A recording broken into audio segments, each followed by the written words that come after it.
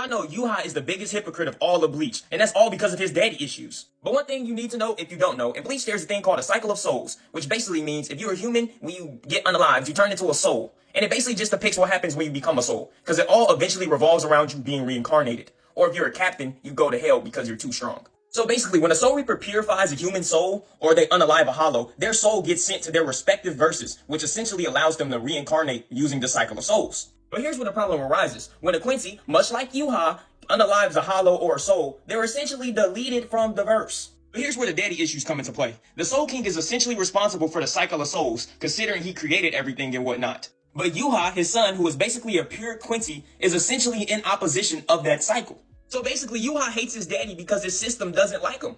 But here's where I'm gonna cut the Quincy some slack. Because when Yama wiped them all out, that essentially meant that Yamamoto and the Soul Reapers didn't care about the Quincy's place in the cycle of souls. Which, if you ask me, is really kind of crazy. Because who's to say that Quincy's deleting souls is not actually a part of the cycle of souls? Who's to say that every single soul needs to be reborn? Maybe some do need to be deleted to hold a sort of balance. What makes yhwach a hypocrite is when he unalives his daddy and steals his power, he basically just thinks he can run the cycle better than he can, which is essentially every son taking the mantle from their father. But in reality, I don't think it was necessary for yhwach to go that far. It wasn't necessary for him to unalive his dad. What yhwach and Yamamoto really should have done is, they should have came into an agreement. There should be a set limit for how many souls a Quincy can destroy at a certain time. And honestly, I think Quincy should be given the role of deleting souls out of hell. Because hell serves no purpose for souls. They just all kind of end up there. Captains, hollows, everything. It's just a wasteland of souls. Quincy could easily take that position. But let me know what y'all think down below.